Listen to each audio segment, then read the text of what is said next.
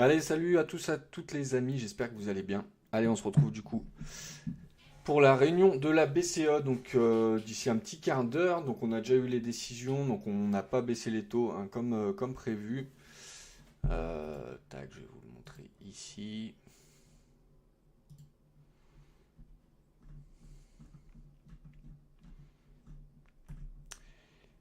Hop, 2%, 2%, 2%, 2, 15% pour les taux en refinancement. Donc voilà, on n'a pas bougé.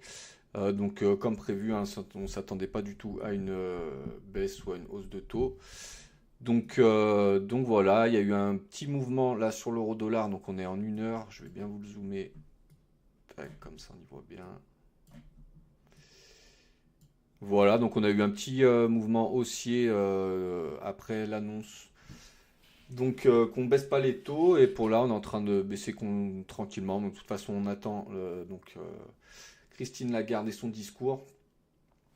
Voilà, ce qu'on va essayer du coup de chercher dans son discours, ça va être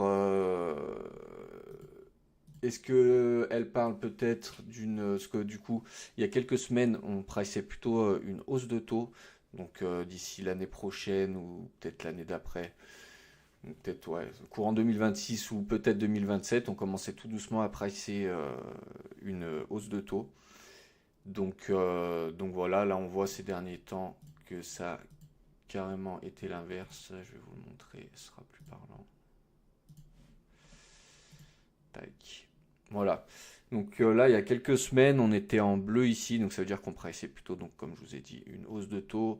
Et là, on voit que en 2 3 semaines, voilà, on n'est pas à une hausse de taux, on n'est pas à une baisse de taux, pardon. Parce qu'une baisse de taux, c'est plutôt c'est 25 en général. Donc là, on anticipe 0, enfin 12. Donc la moitié d'une baisse de taux. Mais voilà, on commence tout doucement à penser qu'on pourrait à nouveau baisser les taux. On le voit ces derniers temps, de toute façon, on le voit tous ces derniers temps avec tous les chiffres, hein. L'Europe, c'est quand même assez mou dans l'ensemble. Donc voilà. Donc on va voir si, si elle dit deux, trois petits indices à ce niveau-là. On va regarder aussi ce qu'elle dit par rapport à l'euro-dollar. Parce que le dollar est quand même assez bas, l'euro assez haut. Voilà, quand tu as un euro qui monte pour une banque centrale, c'est comme si tu... Ah, ça va commencer. C'est comme si tu montais les taux en fait. Donc ça les arrange pas.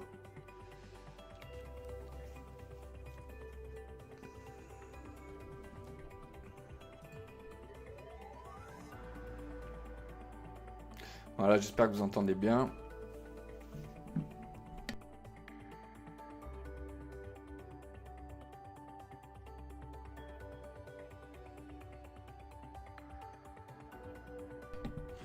Ok, on a l'air pas mal du tout. Ok, ok, l'euro qui reprend de la valeur là, hein.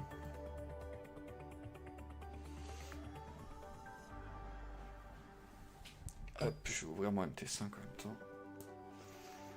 Si j'ai besoin de trader, tac, merde, tac, tac.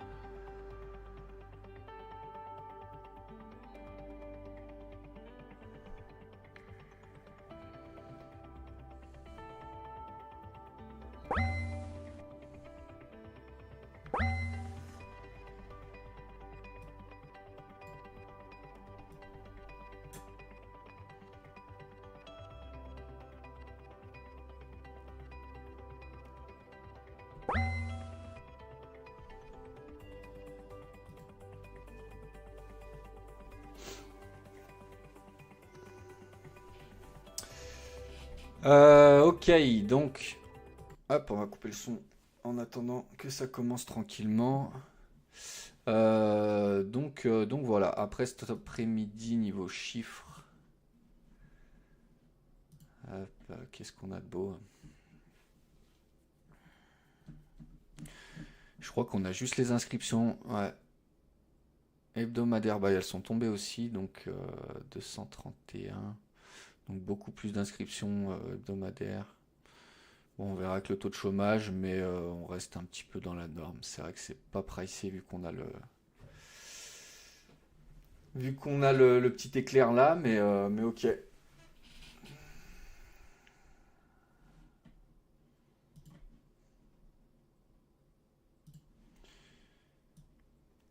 Tac, donc. Paf.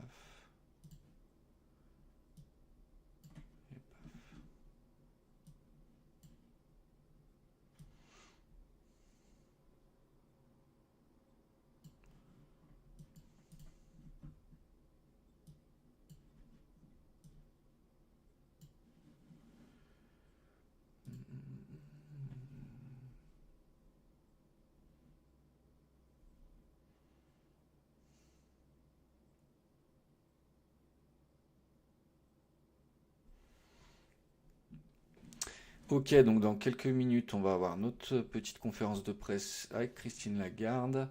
Donc on a eu, comme je vous ai dit, les inscriptions hebdomadaires au chômage qui sont tombées. Donc 231 000 demandeurs d'emploi à la semaine. Donc voilà, ce qui est intéressant, c'est qu'il y a quand même, c'était pas du tout pricé. On voit que le high est à 220 000, on tombe à 231, donc voilà, beaucoup plus de. Bon après, c'est avec des pincettes qu'il faut prendre ça quand même parce que c'est toutes les semaines. Mais si ça continue pendant 2 3 semaines à monter, ça veut dire que le taux de chômage monte. Et s'il monte trop dangereusement, la Fed pourrait baisser ses taux. Donc voilà, un peu plus rapidement que prévu. Donc ça va être à surveiller. Pour l'instant, l'euro-dollar, il bouge pas énormément, hein. Comme je vous ai dit, on a eu un petit. Tac, je vais enlever ça. On a eu une petite hausse juste après la diffusion des chiffres, mais voilà, je pense que ça va vraiment être le discours qui peut faire bouger les choses. Donc on va vraiment surveiller ce qu'elle dit sur le cours de l'euro-dollar. Et si elle parle d'une possible baisse de taux, je voulais vous retrouver un article que j'ai lu hier à ce sujet. C'est donc une banque qui disait. Elle est où? C'était un petit rapport en gros sur ce qui allait se passer aujourd'hui. Ouais, voilà. Et donc Morgan Stanley, donc c'est une grande banque aux États-Unis, qui disait qui voyait une possibilité de baisse de taux en juin si l'euro continuait de s'apprécier et que les perspectives de croissance se détériorent. Donc les perspectives de croissance, on l'a vu déjà avec les PMI hier, c'est pas top côté euro, donc voilà. Hop, à surveiller sur ça. Et comme je vous ai dit, hein, tac. Voilà, comme je vous ai dit, il y a quelques semaines, là, on pensait qu'il y aurait plus une hausse de taux. Mais là, on commence tout doucement à apprécier une baisse de taux. Donc affaire à suivre. Après, le problème, c'est que du coup, là, en ce moment, il n'y a pas que les taux qui font que l'euro prend de la valeur. C'est surtout par rapport à Trump. Donc, on a un petit peu le temps, là. On a 5 minutes avant que la conférence commence. Donc, je vais dézoomer un petit peu le graphique. Hop, donc sur l'euro-dollar, voilà, ça, c'était toute la hausse euh, par rapport à Trump, au Groenland et tout ça, aux tarifs de douane, et l'Europe, il commençait à pas se laisser faire. Et puis là, et donc là, toute la baisse, donc on a ravalé toute la hausse, c'est quand Donald Trump a dit que c'était Kevin Warsh à la succession de la présidence de la Fed. Donc voilà. Là, en gros, ça, c'était pas dû à des mouvements de baisse de taux ou de hausse de taux des banques centrales, hein. C'était clairement dû à la géopolitique. Donc voilà, il faut faire un mix de tout. Il faut faire un mix de tout, quoi. Il n'y a pas que les taux de banque centrale, quoi, qui fait bouger en ce moment. Donc il y a plus de volatilité, quoi. Allez, on repasse en 1 heure, on va voir ce qui se passe un peu. Tac. Hop.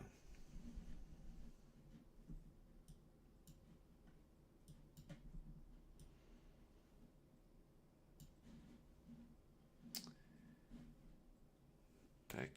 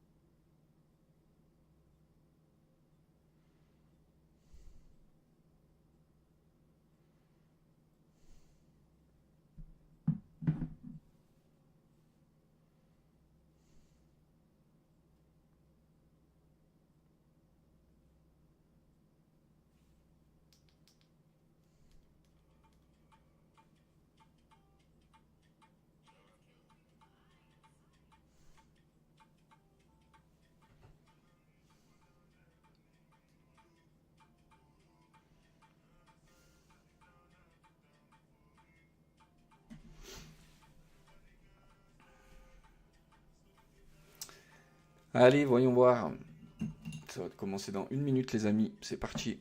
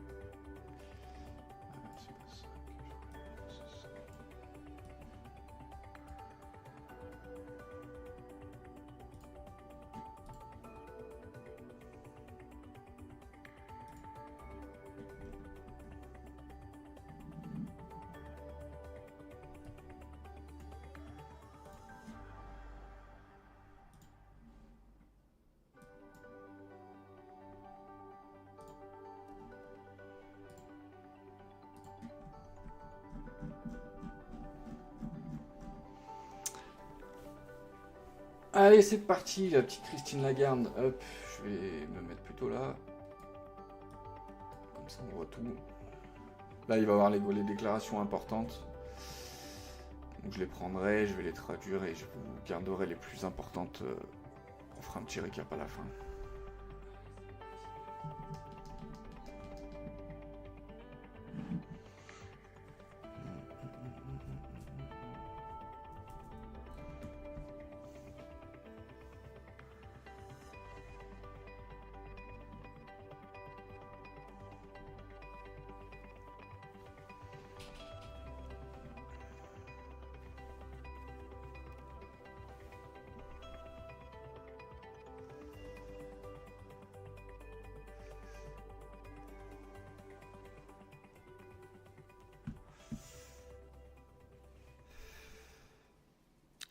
Good afternoon and welcome to our press conference with President Lagarde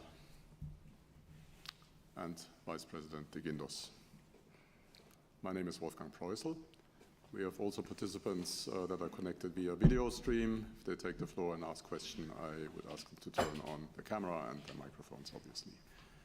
And with that, I hand over to President Lagarde, please. Thank you very much, Wolfgang, and good afternoon to all of you present in the room and on screen. So the Vice President and I welcome you to our press conference. We would like to begin by congratulating Bulgaria on joining the Euro area on January the 1st, 2026. We also warmly welcome Dimitar Radev, the governor of the Bulgarian National Bank. He joined the Governing Council today with voting capacity. Membership of the euro area has almost doubled since 1999, and is testimony to the attractiveness of the single currency and the enduring benefits of European integration. We will now report on the outcome of today's meeting. The Governing Council today decided to keep the 3 key ECB interest rates unchanged. Our updated assessment reconfirms that inflation should stabilize at our 2% target in the medium term. The economy remains resilient in a challenging global environment. Low unemployment, solid private sector balance sheets, the gradual rollout of public spending on defense and infrastructure, and the supportive effects of our past interest rate cuts are underpinning growth. At the same time, the outlook is still uncertain, owing particularly to ongoing global trade policy uncertainty and geopolitical tensions. We are determined to ensure that inflation stabilizes at our 2% target in the medium term. We will follow a data-dependent and meeting-by-meeting approach to determining the appropriate monetary policy stance. In particular, our interest rate decisions will be based on our assessment of the inflation outlook and the risks surrounding it, in light of the incoming economic and financial data, as well as the dynamics of underlying inflation and the strength of monetary policy transmission. We are not pre-committing to a particular rate path. The decisions taken today are set out in a press release available on our website.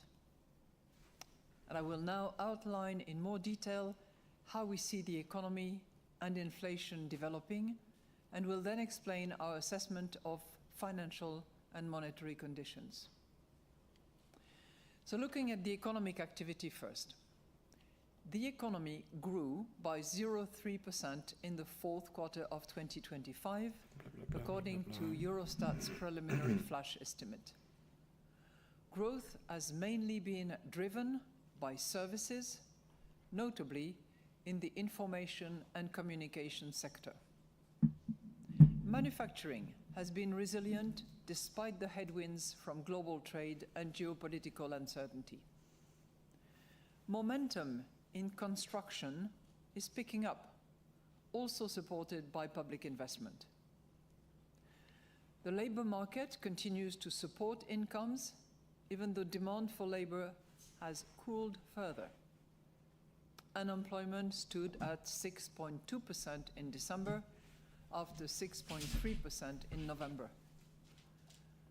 Growing labor incomes, together with a lower household saving rate, should bolster private consumption.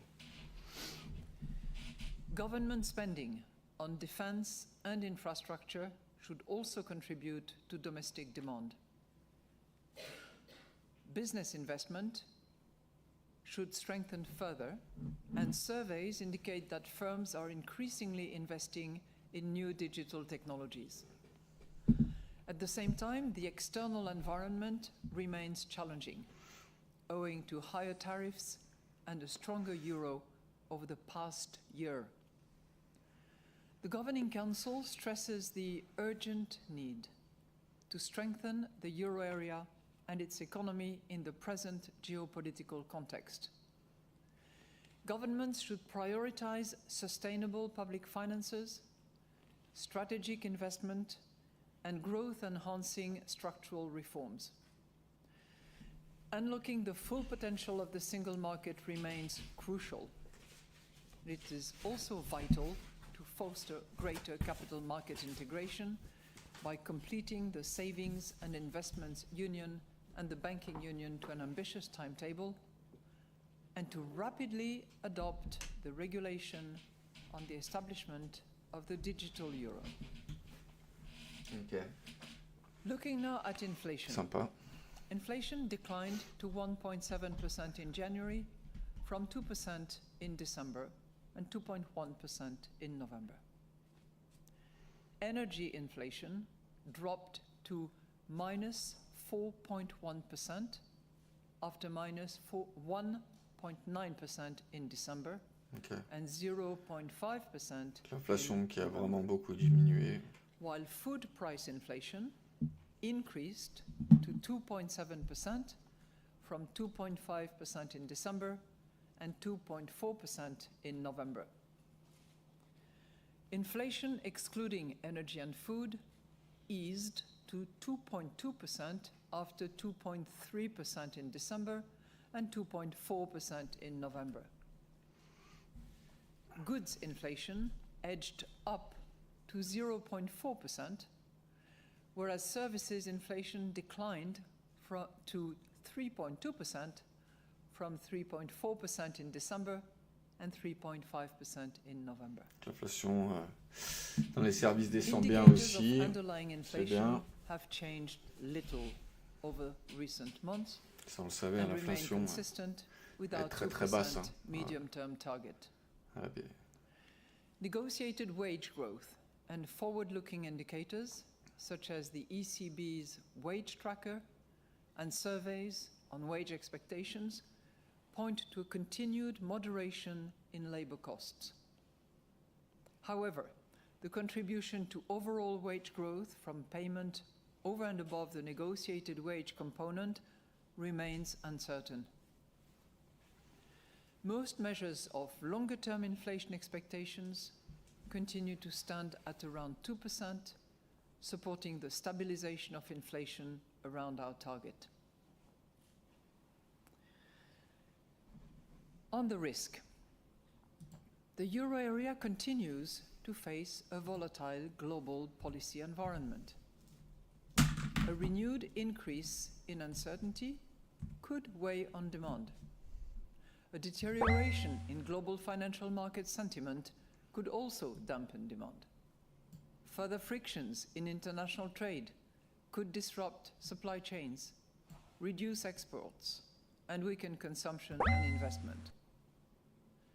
Geopolitical tensions, in particular Russia's unjustified war against Ukraine, remain a major source of uncertainty. By contrast, planned defense and infrastructure spending, together with the adoption of productivity-enhancing reforms and the adoption of new technologies by euro area firms, may drive up growth by more than expected, including through positive effects on business and consumer confidence. New trade agreements and a deeper integration of our European single market could also boost growth beyond current expectations. The outlook for inflation continues to be more uncertain than usual on account of the volatile global policy environment. The inflation could turn out to be lower if tariffs reduce demand for euro area exports by more than expected, and if countries with overcapacity increase further their exports to the euro area. Moreover, a stronger euro could bring inflation down beyond current expectations. Ok. More volatile and risk-averse financial markets could weigh on demand and thereby also lower inflation.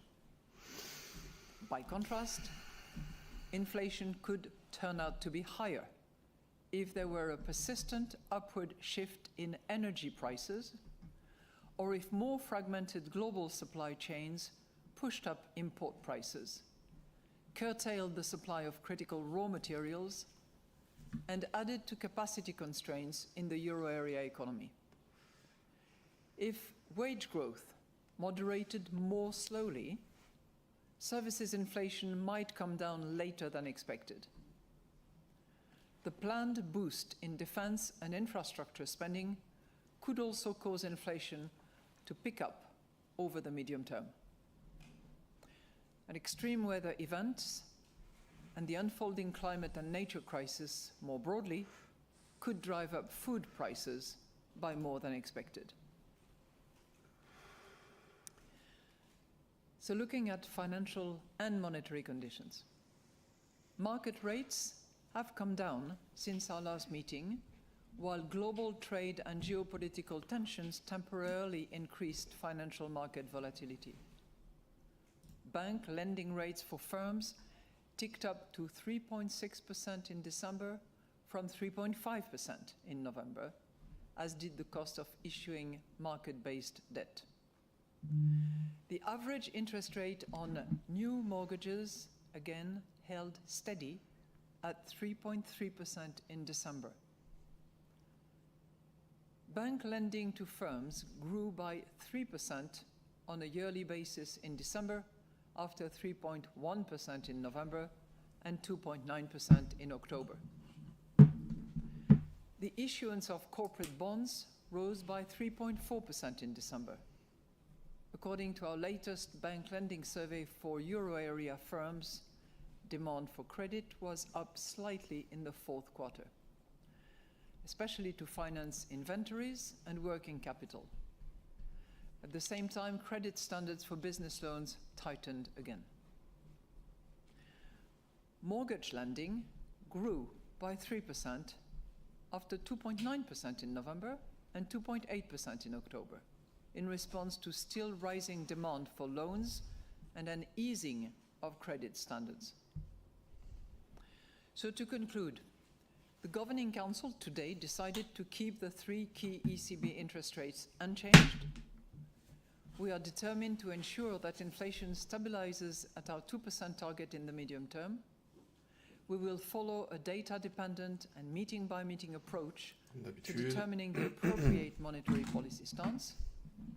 Our interest rate decisions will be based on our assessment of the inflation outlook and the risks surrounding it, in light of the incoming economic and financial data, as well as the dynamics of underlying inflation and the strength of monetary policy transmission.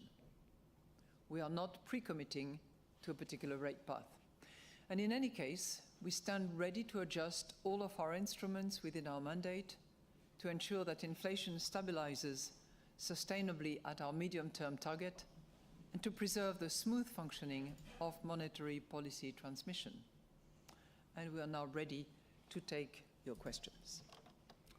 First question goes to Alex Weber of Bloomberg. Alex, please. Thank you very much. Good afternoon. My first question is on the risk assessment.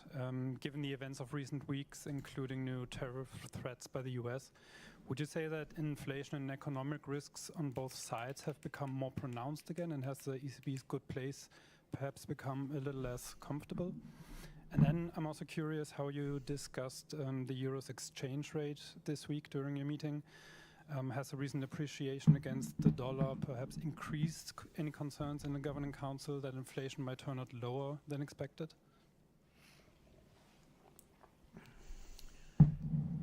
Well, thank you for your two questions.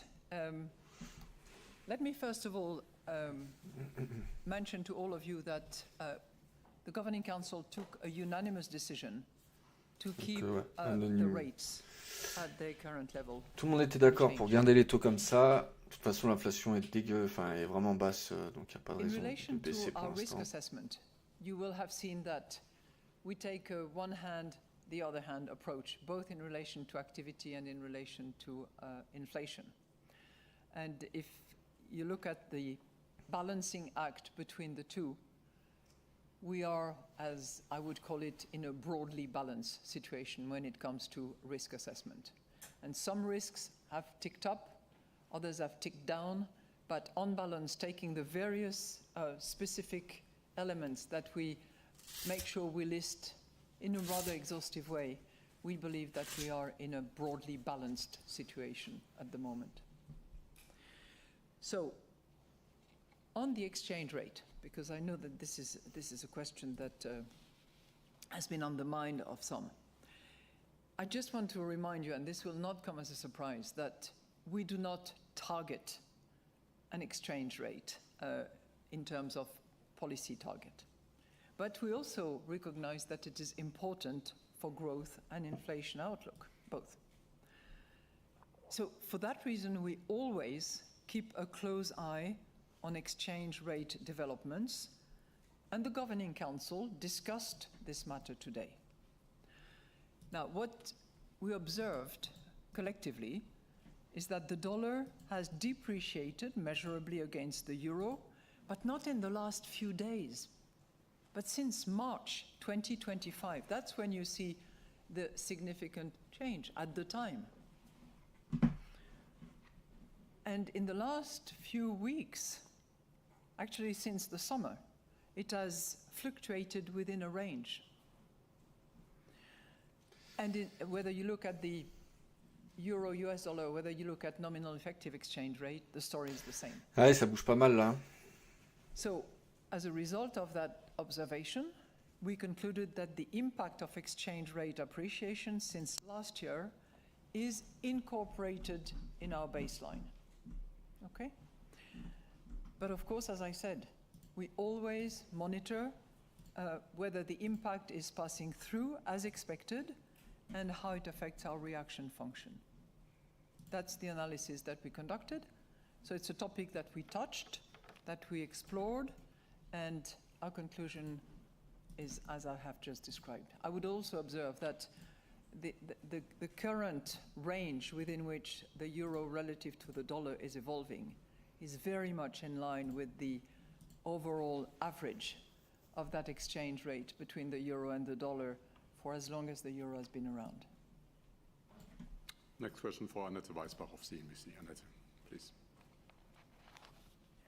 President Lagarde, I have two questions. A, on the role of the global euro. Global euro. Yeah. You wanted to push the importance of the euro globally. Don't you have to take into account then also a stronger euro towards the rest of the world? My first question. Second question is, there are reports that you're looking into repurposing the swap lines, so enlarging the liquidity pool which is available of euro also beyond its current purpose, in order to also enlarge the importance of the euro. So perhaps you can tell us a little bit more about those plans, also in light of the fact that the independence of the Fed is actually currently questioned by the markets. Thank you.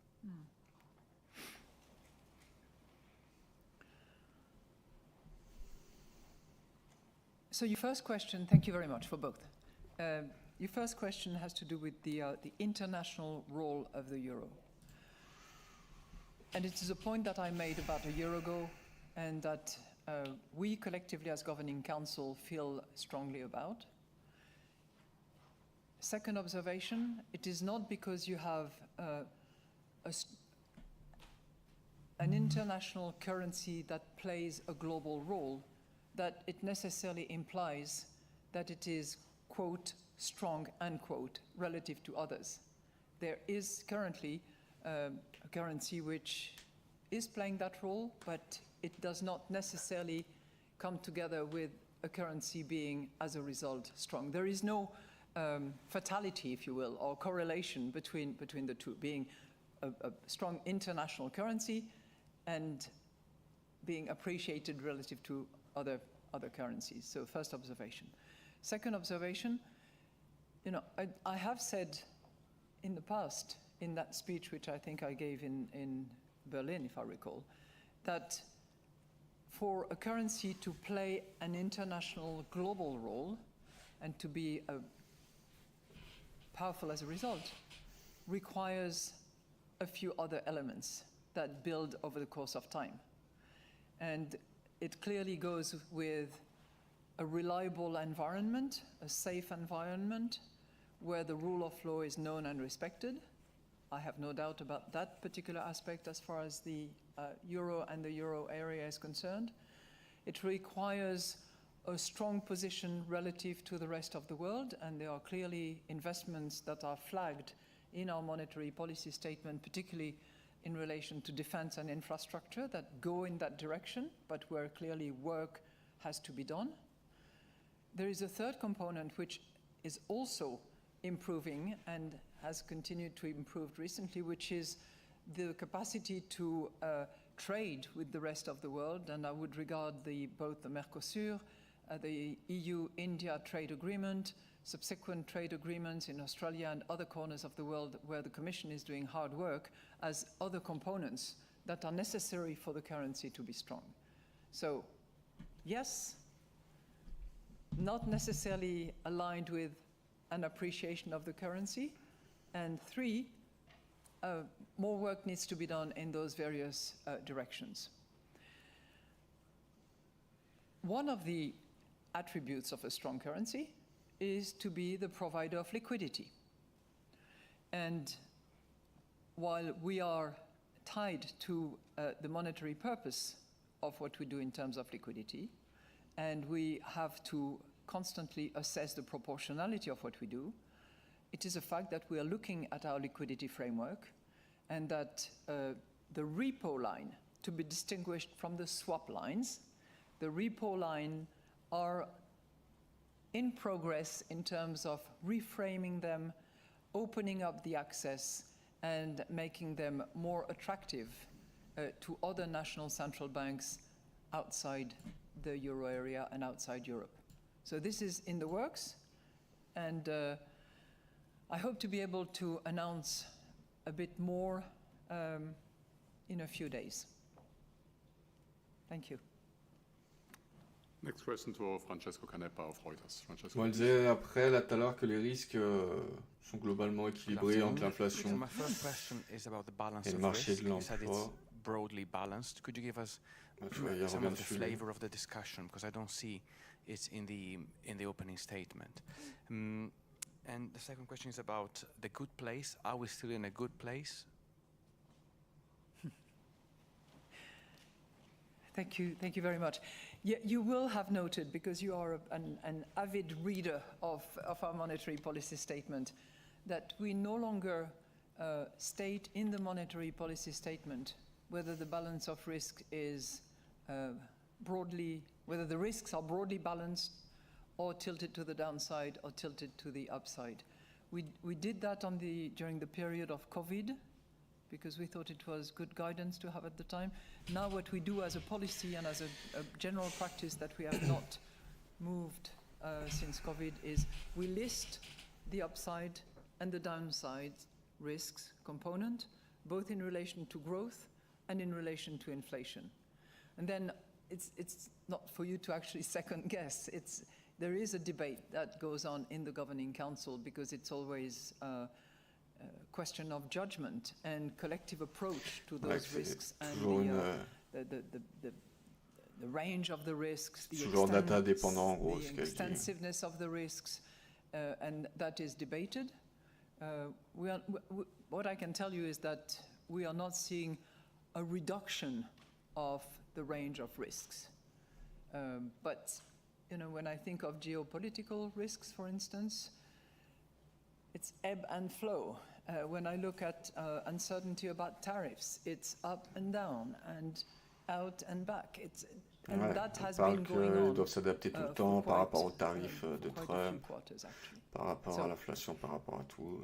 No reduction of the range, but equally the sentiment around the table of the Governing Council that it's broadly balanced. Now, are we still in a good place? I would certainly argue that we are in a good place, and inflation is in a good place. Now, two words of explanation, because some of you might be riveted to the January data point, and I would like just to remind you that our good place is a factor of whether we are convinced that we will reach our medium-term target of 2%. And we cannot be hostage to one data point. I've said that many times. We cannot be hostage to one reading of inflation, which is set to vary over the next months. If you look at, I'm happy to go down into what's underneath, but this, 1.7, there are multiple causes, and in the monetary policy statement, we take really good care of saying what has gone up, what has gone down. You have a bit more of one category versus the others. So as a result of that, we have this particular reading. But some of them are idiosyncratic and will go away.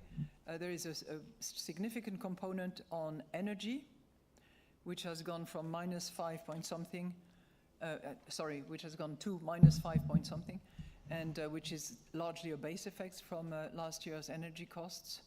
But it is also a fact that inflation is moving gradually down to our target, and we see it at target in the medium term.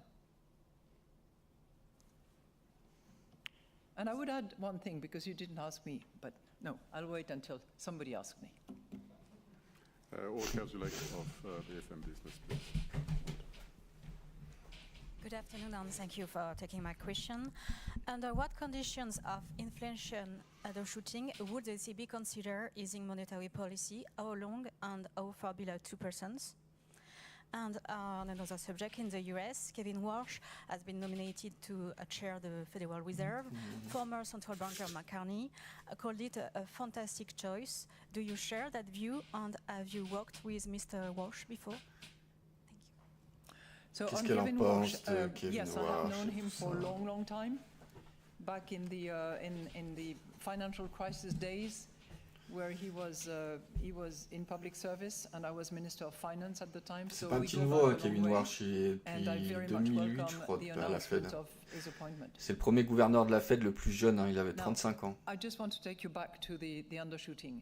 We have projected undershooting in 2026 for a long time. And if you go back to our September projections, for instance, which were the last projections conducted by the ECB, we had actually this 1.7 and the 1.8 for the entire year. So this was changed and moved up in December. In a way, we are going back to the track that we had anticipated, and this is also what markets and economists are anticipating. But if you look at our medium-term target, which is what we rely upon, we are at 2% in 27, 2% in 28. I'm myself particularly attentive, as you know, to services. Services is declining a little bit. I'm also very attentive as a result to wages. We have the wage tracker, which seems to guide us towards more growth moderation. We will have more data and intelligence coming out of the March exercise, but there is nothing that is really changing the baseline at all. And we, as I said, be looking at all data, not one single data point. Olaf Storbeck of the Financial Times, please. Thanks for taking my questions. My first question is on kind of making sense of the mood music in the monetary policy statement.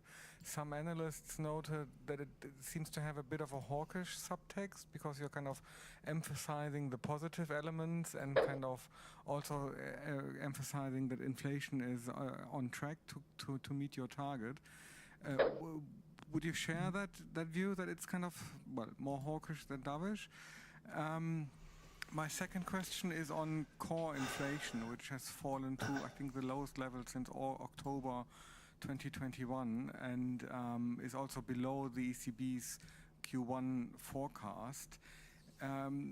Does the governing council see this as a good development, as it kind of suggests inflation is coming down further and quicker than potentially expected, or is this seen as a rather kind of negative trend because disinflation might be stronger than you want it to be? Thanks. Thank you for your two questions. So on your first question, I would like to mention that our monetary policy is in good shape. And it's in good shape because it is agile, and it is prepared to do what is necessary in order to reach our medium-term 2% targets in a symmetric way, as we decided in our strategy assessment determination back in July 2025. So I'm not trying to characterize the hawkishness or the dovishness. This is something that you enjoy doing and that markets look at very attentively. But we are data dependent. We will decide meeting by meeting. We are not rate path predetermined. We do not give forward guidance. We are in this world of significant uncertainty, where geopolitics developments determine a lot of developments, and that's what we're going to continue doing. Core inflation, you're right, it's one of the underlying inflation elements that we consider. That is one which has gone from 2.4 to 2.2.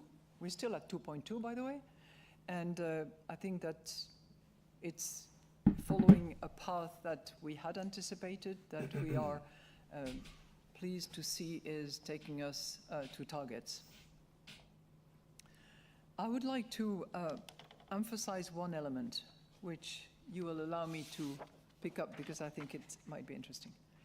As you probably know, the leaders are meeting in a week's time to examine competitiveness, reforms, and hopefully to accelerate the process. So in our monetary policy statement, as you well know, we always have this paragraph, which has slightly evolved over the course of time, in which we stress the urgent needs to strengthen the euro area and its economy in the present geopolitical context. And you generally look at this paragraph and say, okay, still the same thing. So what we decided to do in anticipation of that meeting on the 12th of February is to actually give our checklist to the leaders. So I will send it to each of the leader of the European Union, to the President of the European Commission, and to the President of the European Council. And this is our checklist of what we regard as very much likely to enhance growth, to improve productivity, and to really unleash the talent of Europe. We're not, shooting above our range, but we believe that whether it's the savings and investment unions, the digital euro and the tokenized wholesale central bank money, the deepening of the EU single market, the fostering of innovation que l'inflation des services était en légère baisse, que la BCE disposera de davantage de données en mars, donc à surveiller les données de mars sur l'inflation et tout, mais bon, l'inflation est bonne. Mais rien ne modifie les prévisions. Donc voilà. Elle disait qu'ils étaient au bon endroit. Significant reforms have to be either deepened, accelerated, in order to deliver on what is the potential of Europe. So that's something that I thought I would mention. Stefan Recchius of Handelsblatt, please. Stefan. Thank you. Good afternoon. I have a follow-up on the global euro debate, in particular with regard to Eurobonds. So you checked a few items that you think are important, but what about common defense? Ouais, c'est bientôt la fin. Ouais, je pourrais vous faire un petit résumé de tout ce qui a été dit. C'est dur de suivre en même temps. Et voilà, l'euro-dollar travaille toujours cette foutue zone-là en délit. On la traverse, mais difficilement. Thank you. Well, thank you for your question, and it is definitely part of our checklist. And now Chelsea Dolani of the Wall Street Journal. Chelsea, please. Thank you for taking my question. So today's statement talked about the low employment rate, but if you look at some of the other indicators of labor market resilience, they seem to be telling a slightly different story, things like labor demand, hiring intentions, vacancy rate. So I'm wondering how you're balancing these different signals. Is the labor market potentially weaker than it may appear based on the unemployment rate? And I also wanted to ask about AI. I think you've mentioned a couple times that we are seeing this benefit of AI investment in Europe, but I think in the global context, there is this concern that Europe's falling behind, whether that means adoption or data center investment. So I was just wondering if you could shed a little more light on what the benefits we are actually seeing in terms of the economic impact in Europe and how that might impact broader growth. Thank you for your two questions. So, on the labor market, we are seeing, first of all, a lot of the data that we get on labor and the labor market in its various dimensions, you referred to vacancies and rotation, are a bit backdated. So very often in January, we look at data that we get from the third quarter, some of it from the fourth, but it's generally with a lag. What we are seeing is increased participation in the labor market. We are seeing slightly lower On voit bien une unemployment, divergence. Hein. 6.2 coming from 6.3. We are seeing vacancies that are growing more moderately than we had in the past. And it's a labor market that is still active. As I said, where unemployment is almost at rock bottom. So we will continue to pay close attention because obviously it has an impact on particularly the wage negotiations that we pick in our wage tracker to try to understand where salaries, where the drift is going, which is the difficult part to determine, where the one-offs are likely to arise as well. So that's what I can tell you about the employment. But we're certainly not saying that the labor market is in difficulty. On AI investment, you know, Le one of marché the du good, travail n'est pas good en... news story, as far Ouais, as the tout va bien European pour economy l'instant. is concerned, is that Elle est très while confiante. the net export activity and contribution to growth is on the decline, the domestic market is responding strongly. Consumption is improving a little bit, but not much. But investment is the big story. And whether you look at public investment, particularly in defense and infrastructure, and as a result, well, I'll come to that in a second. Construction is also a derivative of infrastructure investment. But it's not just the public sector, it's also the private sector. We see significantly higher number in terms of private sector investment.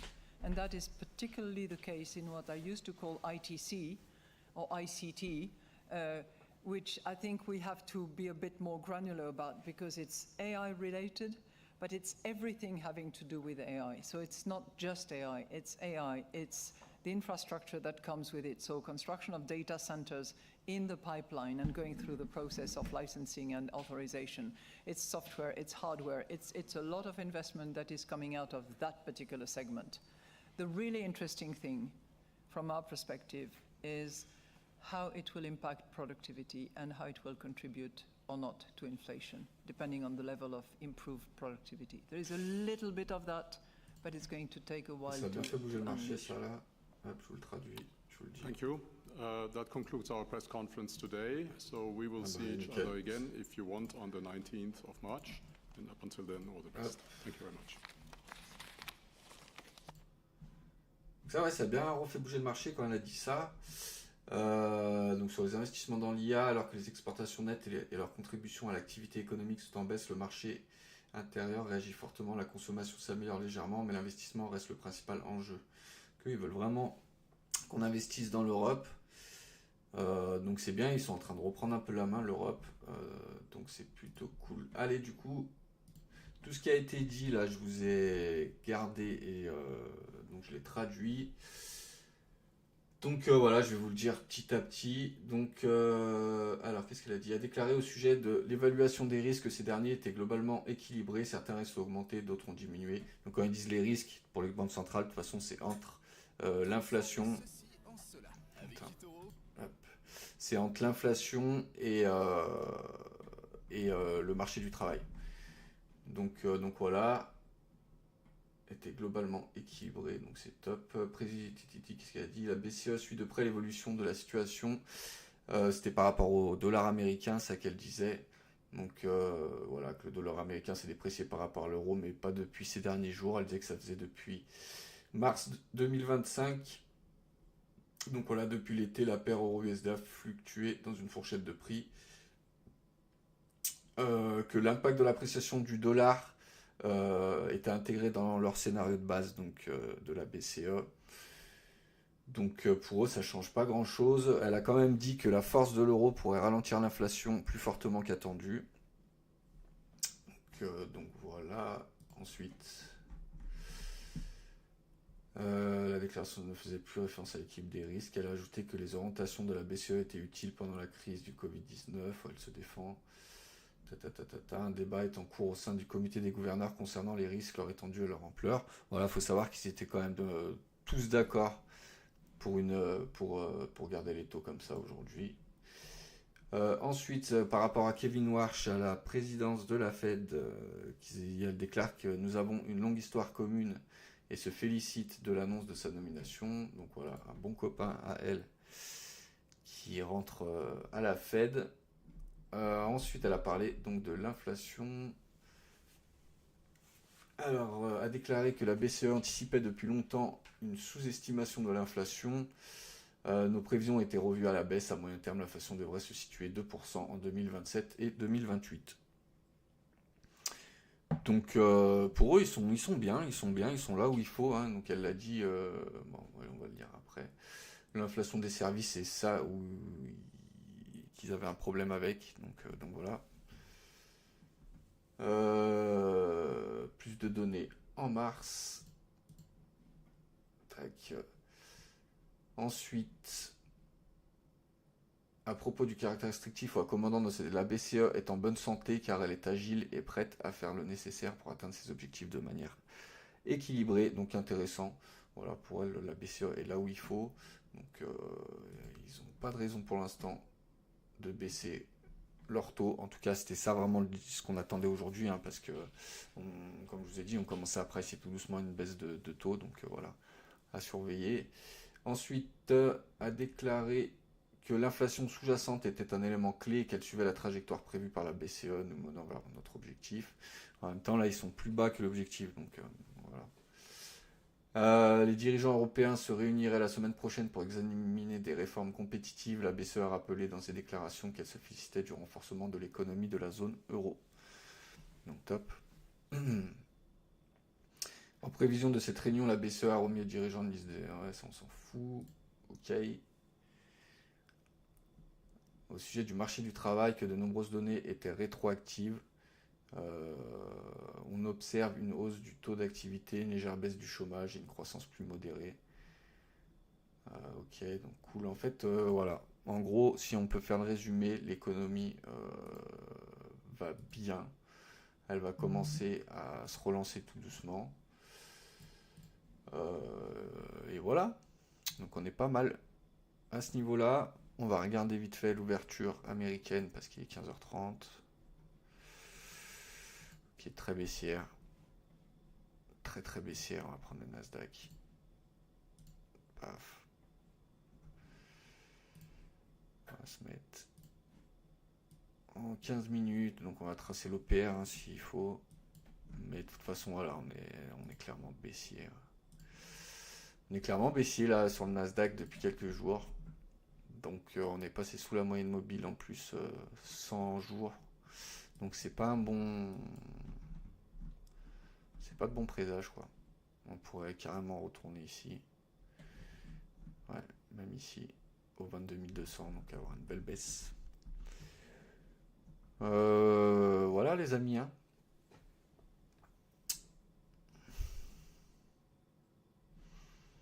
Donc très baissier. Hop, on va regarder un peu. Le gold baissier, ouais, le silver, ce qu'il prend, il prend tarif. Ça, de toute façon, c'est tous les leviers et tout qui sont sur le silver. BTC qui prend tarif, Ether qui prend tarif. Voilà, ça y est. Hein. On reprend des bénéfices, on reprend du bénéfice, mais grave.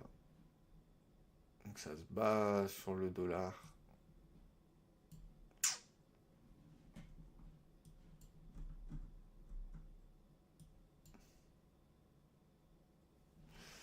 Bon allez les amis, je vais vous laisser, moi. N'hésitez pas à vous abonner.